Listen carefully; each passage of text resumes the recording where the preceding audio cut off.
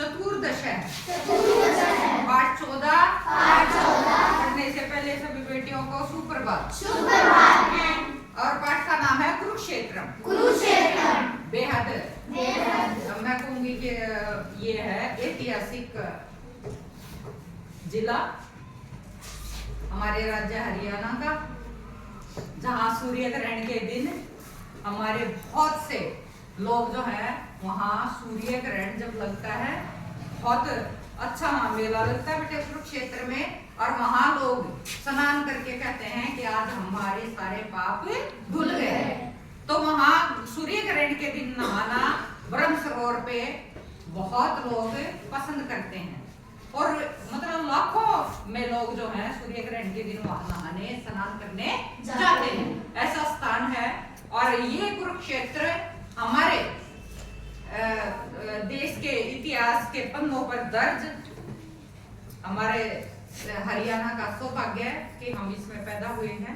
हमारे देश के ऐसे ऐसे स्थान जो ऐतिहासिक पृष्ठभूमि के लिए जाने जाते हैं उनमें से एक है कुरुक्षेत्र, जहाँ पर श्री कृष्ण ने गीता का उपदेश दिया। बहुत चीजें वहां देखने की हैं बेटे। एक बार पाठ पे नजर डाल लेते हैं, फिर उसके बारे में हम आपको और भी कुछ बताऊंगी कि क्या क्या है। मैं एक बार वहाँ बच्चों को लेके गई थी, TLM की हमारी स्टॉल लगी थी तो हम बच्चों को भी लेके गए थे। तो ब्रह्म सरोवर के ऊपर वो लगी हुई थी सारी स्टॉल अलग अलग राज्यों की, पूरे भारतवर्ष से अलग अलग जगह के टीचर्स वहाँ आए थे और जो बहुत अच्छा वो प्रदर्शनी थी, वो बहुत अच्छी। तो वो देखने की जगह है, बताऊंगी उसके बारे में। एक बार पाठ पर नजर डाल लेते हैं बेटे। कुरुक्षेत्रम हरियाणा प्रदेश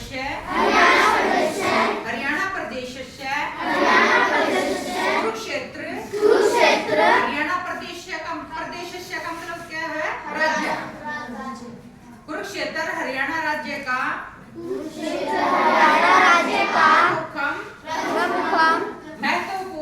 महत्वपूर्ण ऐतिहासिकम धार्मिकम स्थान अस्ति। ऐतिहासिक और धार्मिक स्थान कौन बेटे? कुरुक्षेत्र जो है हरियाणा राज्य का ऐतिहासिक और धार्मिक स्थान बेहद प्रसिद्ध है ना। पूरा प्राचीन समय में राजा कुरु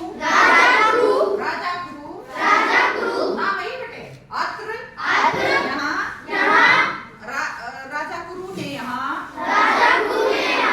हलम आकर्षित हल चलाया।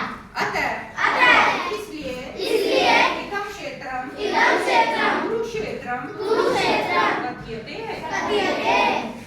इसलिए इस क्षेत्र को कुरुक्षेत्र नाम से जाना जाता है। राजा गुरु के नाम से, गुरु राजा का नाम था, क्षेत्र है ना। अस्मिन इस स्थान पर कौरव और पांडवों के मध्य बीच में भीषण भयंकर युद्धम युद्ध हुआ। युद्धार पूर्व युद्ध से पहले का मतलब होता है बेटे पहले, युद्ध से अत्र यहाँ भगवान श्री कृष्ण है। भगवान श्री कृष्ण ने अर्जुन का मोह निवारणाए मोह भंग करते हुए, निवारणाए का मतलब होता है बेटे भंग करना, मोह को भंग करते हुए उपदेश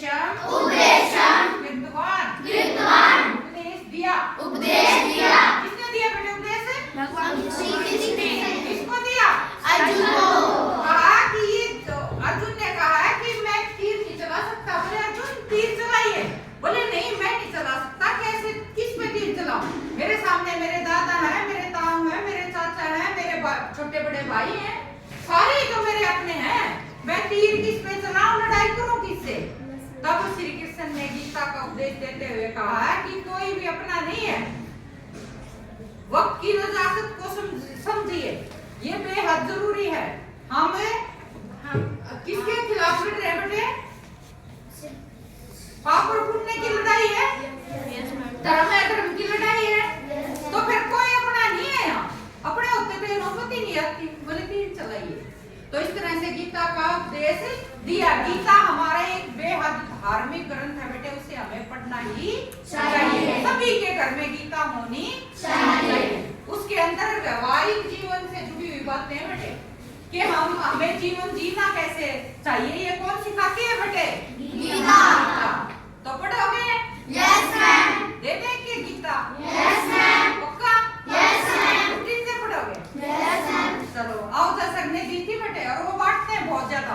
हमारे आओ दसर है ना, ऐसे आओ दसर है, तो उन्होंने पिछली बार भी काफी गीता वितरित की थी, और उन्हें बड़ा अच्छा लगता है। उनको एक बार भी कहा जाएगा ना कि जी बेटियां जो पढ़ना पढ़े बेटे वही लेना, क्योंकि ग्रंथ का अपमान करना समझो हमारा अपमान है ना। तो देखते हैं, जिसकी रुचि हो बता देना। अंजलि नाम नोट कर लेना बेटे, कितने बेटियां जो है गीता पढ़ने में इच्छुक हैं। अब गीता महोत्सव भी चल रहा है ना, तो उसमें ऑनलाइन रजिस्ट्रेशन है, उसका करवा के और आप क्यूज भी जीत सकते हैं बेटे। चल रहा है ना अपना गीता महोत्सव का कार्यक्रम। अगला ऐसे उद्देश्य है इस श्रीमद् भगवत गीता इस उपदेश को श्रीमद् भगवत गीता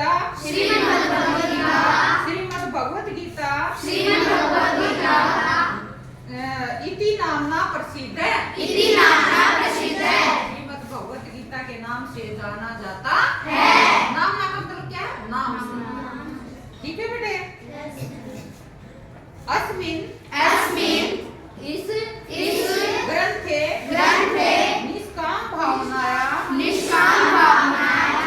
इस ग्रंथ में निस्वार्थ भाव से कर्तव्य पालन से अपना कर्तव्य पालन करने का संदेश है उपदेश दिया है।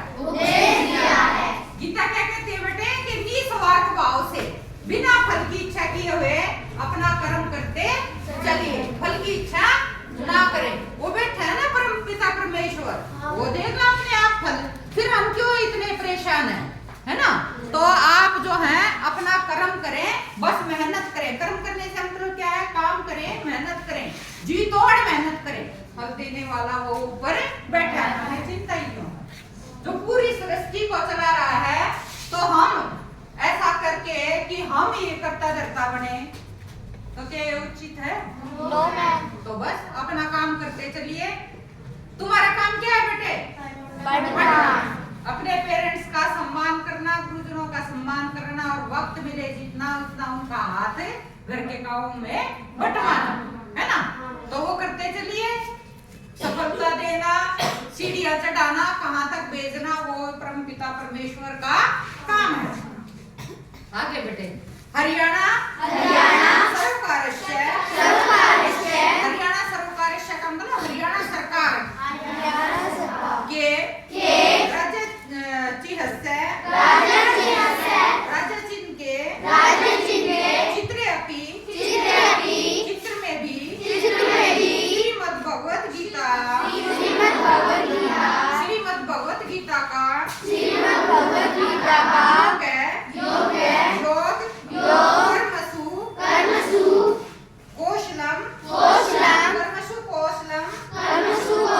कर्मसु कौशलम का मतलब कर्मों में, और कौशलम का मतलब कुशलता। कर्मों में कुशलता योग है। जनान प्रेरयति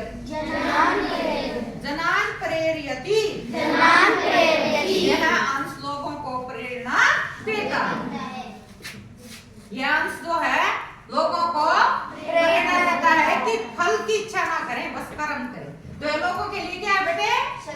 प्रेरणा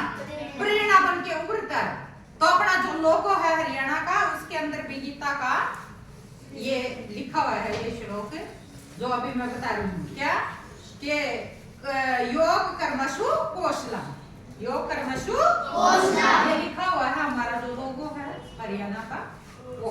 आगे बेटे, कुरुक्षेत्र जनपदे, कुरुक्षेत्र जिले के बहुनी बहुत से तीर्थ स्थलानि संति। हरियाणा जिले में अनेक तीर्थ स्थल हैं, तीर्थ स्थल और भी हैं, लेकिन ये सबसे महत्वपूर्ण है, सबसे प्रसिद्ध ये स्थान है। कौन सा बेटे? कुरुक्षेत्र। तेषु उनमें से धर्म सरोवर है, धर्म सरोवर अनियतम है, अनियतम है कम तो होगा बेटे उत्तम, श्रेष्ठ, उत्तम या श्रेष्ठ। अनियतम है कम तो क्या है? उत्तम या श्रेष्ठ है। ठीक है बेटे, उनमें से ब्रह्म सरोवर जो है वो सबसे श्रेष्ठ है। ठीक है, अयम सरोवर है, यह सरोवर अति विशाल है, बहुत बड़ा है, वास्तव में बहुत बड़ा बेटे। अस्मिन इस सरोवरे सूर्यग्रहणस्य, इस सरोवर में सूर्यग्रहण के दिन जना लोग स्नानं कुर्वन्ति, स्नान करते हैं। बता दें मैंने अभी। अस्य इसे दर्शनाय देखने के लिए वह बहुत ज्यादा पर्यटक कौन होते हैं बेटे? सैलानी, घूमने वाले पर्यटक है ना, सैलानी या टूरिस्ट कहते हैं हम इंग्लिश में उनको, है ना, सैलानी या टूरिस्ट इंग्लिश में पता होना चाहिए हमें। आगच्छन्ति कहते हैं भ्रमण करने के लिए आते हैं, सैलानी यहाँ भ्रमण करने के लिए बहुत ज्यादा आते हैं, देखने के लिए आते हैं। अस्य वे पवित्र तटे, इसके पवित्र किनारे पर, इसके पवित्र किनारा, तटे का मतलब किनारा है, स्थित्वा बैठकर आनंदम खुशी के अनुभवती, खुशी का अनुभवंती का मतलब अनुभव करते हैं, खुशी का अनुभव करते हैं। क्या कह रहे हैं बेटे? वे इसके पवित्र किनारे पर बैठकर खुशी का अनुभव करते हैं।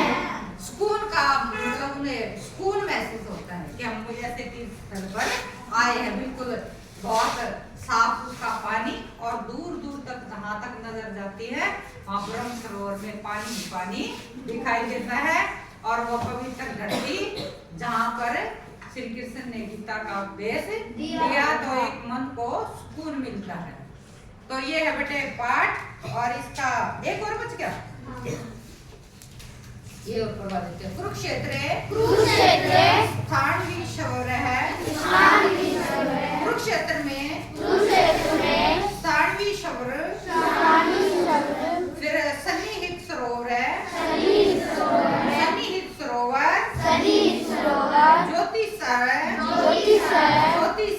ज्योतिसर चय का और होता है हमें पता है।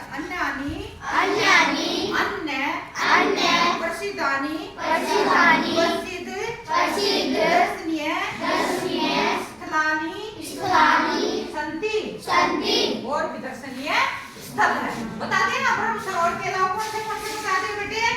स्थानवीश्वर और सन्निहित सरोवर और ज्योतिषर कहते हैं ये अन्य और भी स्थान हैं। श्री कृष्ण संग्रहालय, श्री कृष्ण संग्रहालय,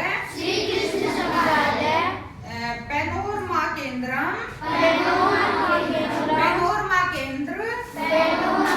तारामंडलम और तारामंडल महत्वपूर्णानि प्रसिद्ध दर्शनीय संति दर्शनीय स्थल है। और कौन से बता दिए बेटे? कृष्ण संग्रहालय, पैनोरमा केंद्रम और तारा मंडल, ये और भी वहाँ के प्रसिद्ध दर्शनीय स्थल हैं। फिर कहता है एतानी ये स्थान श्री कृष्ण विशेष श्री कृष्ण और विज्ञान विशेष ज्ञान विज्ञान के और ज्ञान वर्धन्ति का मतलब वृद्धि करना या बढ़ाते हैं। कहते हैं कि ये स्थान श्री कृष्ण और ज्ञान विज्ञान के ज्ञान को और बढ़ाते हैं। ये भी इनसे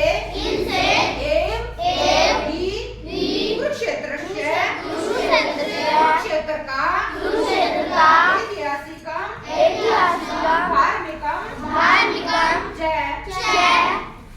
ऐतिहासिक और धार्मिक महत्व